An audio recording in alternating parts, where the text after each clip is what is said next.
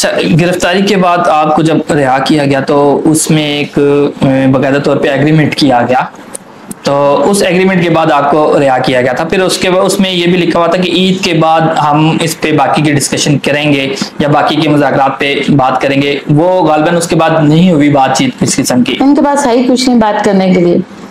میں کیا غیر قانونی کام کر رہی ہوں؟ بچیوں کو پڑھا رہی ہوں. وہ بچیاں جن کے والدین اسکولوں پہ اعتبار ہی نہیں کرتے.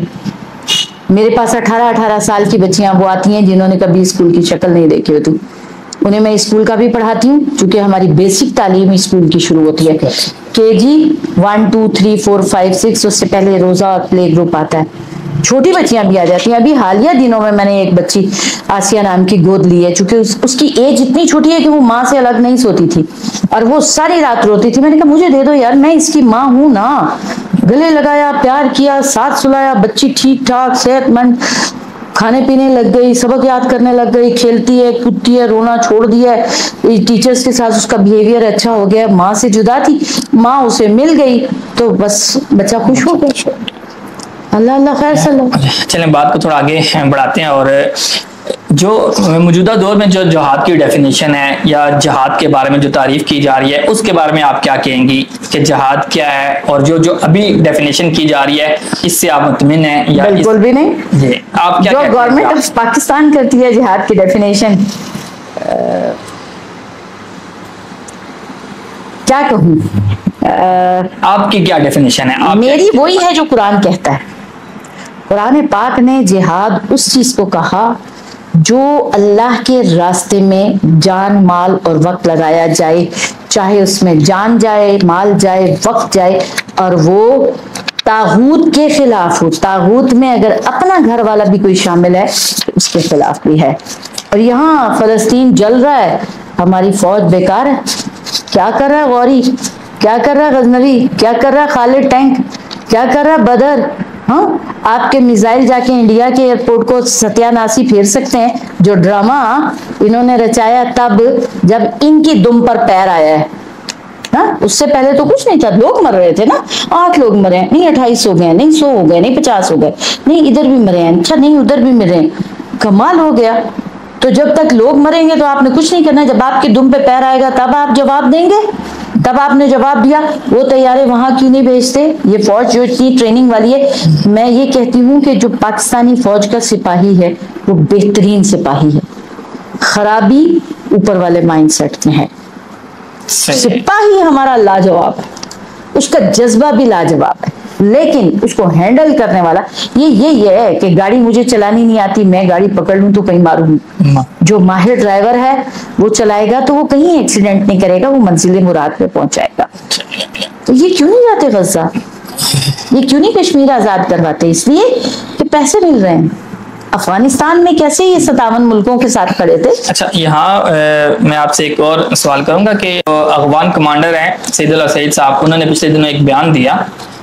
اس میں انہوں نے کہا کہ امیر کی اجازت کے بغیر جو گروہ جہاد کرے گا وہ جہاد نہیں ہوگا، وہ ایک قسم کی دہشت گردی ہوگی. انہوں نے یہ بھی کہا ہے کہ اپنے ملک سے باہر جا کے اگر کوئی جہاد کرتا ہے امیر کی حکم کی خلاف ورزی تصور کی جائے گی. جب ان کے ملک میں جہاد ہو رہا تھا تب بھی تو ان کے ملک میں سعودی عرب سے، ادھر سے ادھر سے، ساؤتھ افریقہ سے، امریکہ سے، جرمنی سے، جاپان سے آئے تھے مجاہدین. تب پھر کیا تھا؟ اس میں انہوں نے یہ کہا نا کہ پھر اجازت سے، امیر کی اجازت سے آئے. یہ غلط کہہ رہے ہیں.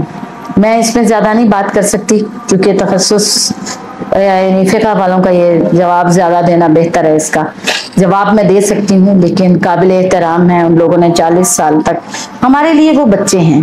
میں آپ کو بتاؤں، افغان طالبان ہمارے بچے ہیں.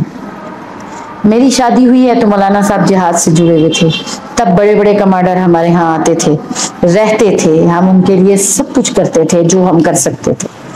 تو میرے لیے تو یہ بچے ہیں. بچہ غلطی کر رہا ہے تو کرتا رہے، کوئی بات نہیں، ہم برداشت کریں گے، کوئی بات نہیں. وہ 40 سال لڑے ہیں، اب سکون سے جینا ان کا حق بنتا ہے. اگر وہ اس قسم کی کوئی بات کرتے، پتہ نہیں پیچھے کتنی ان کی مزید آزمائشیں ہوں گی جو انہوں نے یہ بات کی ہے. بعض اوقات ہم بھی چاہ رہے ہوتے ہیں نا کہ زندگی تھوڑی پرسکون ہو جائے. میں خود بھی کہتی ہوں یا اللہ یہ کب یہ میری جان چھوڑیں گے, کب ان کو ہدایت آئے گی کہ یہ لڑنے والے لوگ نہیں ہیں, تم خام خواہ آ کے کیوں ہماری طرف منہ کر لیتے ہو ہر تھوڑے دن کے بعد, جینے کیوں نہیں دیتے. تو اگر وہ کچھ کہہ رہے ہیں تو ٹھیک ہے, اپنے ملک کے لیے کہہ رہے ہیں, کہہ لینے دیں, غلطیاں ہیں ہر انسان سے ہوتی ہیں, ان سے بھی اگر ہوئی ہے تو ٹھیک ہے. ویسے میں نے خود ان کی خبریں ٹائم نہیں ملتا مجھے, جب سے یہ سال شروع ہوا ہے خبریں سننے کا, وہ خاص حادثہ ہو جائے تو پھر میں سن لیتی ہوں, پتہ لگ جاتا ہے, ورنہ نہیں سنیے. اچھا, باقی پاکستان اسلامی ریاست نہیں ہے. بے شک مفتی تقی عثمانی صاحب کہتے رہے, سوال کرنے سے پہلے آپ نے جواب دیا. ہاں مجھے پتا تھا اگلا سوال آپ نے یہ کرنا ہے. پاکستانی اسلامی ریاست کیسے ہے؟ گلی محلوں میں شراب ہے, چوریاں ہیں, جوئے ہیں, مساج سینٹر ہیں, لڑکیاں فروخت ہوتی ہیں, آئے دن چھوٹی چھوٹی بچیوں کے ساتھ زنا ہوتا ہے, باپ اور بیٹی کا رشتہ نہیں رہا, بھائی اور بہن کا رشتہ نہیں رہا, دیور اور بھابھی کا رشتہ تو پہلے ہی بہت عرصہ پہلے پامال شروع ہو گیا تھا. گلی گلی زنا کے اڈے کھلے ہوئے ہیں. جو کالجز ہیں, یہ ایک عمران خان کے کوئی تھے, نام مجھے یاد نہیں آ رہا, MN انہوں نے کہا تھا کہ 70% طالب علم نشہ کرتے ہیں, آئس کا نشہ بھی کرتے ہیں. تو یہ اسلامی ریاست کیا کر رہی ہے؟ اگر اسلامی ریاست ہے تو حضرت عمر کا درہ کہاں ہے؟ وہ نکلتا کیوں نہیں, وہ لگتا کیوں نہیں؟ یہ صرف مجاہدین کے پیچھے کیوں بھاگتے ہیں؟ یہ چوروں اور ڈکیتوں کے پیچھے کیوں نہیں بھاگتے؟ یہ کیسے ملک میں امن قائم نہیں کرتے؟ یہ قیمتیں کیسے نہیں کنٹرول کرتے؟ یہ کیسے ظلم کرتے ہیں؟ زیادتی کتنے قتل ہوتے ہیں روزانہ, کیوں ہوتے ہیں؟ کتنے بڑے بڑے حادثات ہوتے ہیں, یہ ان کی تفتیش کہاں جاتی ہے؟ کسی بھی اچھا ایک عجیب سی لاجک ہے نا, پھانسی دینی ہے کسی کو, اسلام کہتا ہے رجم کرو, تاکہ ہر پتھر مارنے والے کو پتا ہو کہ میں نے زنا کے قریب نہیں جانا. یا 70 کوڑے مارو, سرے عام مارو, 80 مارو, سرے عام مارو, عبرت حاصل ہو, سر قلم کرو سب کے سامنے. یہ کہتے ہیں صبح سویرے سورج جب نکل رہا ہو تب خاموشی سے پھانسی دے دو, کسی کو پتہ ہی نہ لگے. کسی کو پتہ لگے گا کہ پھانسی چڑھی ہے. اس میں افغان طالبان نے بڑا اچھا کیا تھا, زانیوں کو پکڑا تو لٹکا دیا اور کرین کے ساتھ پورے کابل میں یا پتہ نہیں کون سا شہر تھا, ابھی شام میں بھی کیا گیا, شام میں بھی کیا گیا, تب جا کر ملک میں زانی ختم ہوئے. پتہ لگا نشہ اترا, ہرن ہوا, ان کا جو نشہ تھا وہ ہرن ہوا کہ ہم بھی لٹک سکتے ہیں. تو یہ کیوں نہیں کریں گے؟ اس لیے کہ زیادہ لڑکیاں تو انہی کے اس پہ جاتی ہیں کمروں میں. حریم شاہ کہاں سے آئی؟ مفتی قوی کہاں سے آیا؟ مفتی تو اسے کہنا ہی نہیں چاہیے, مولوی قوی جیسے تو انہوں نے پالے ہوئے ہوتے ہیں. تو پھر یہ سارے کے سارے کیا ہیں؟ اسی نظام کے پروردہ.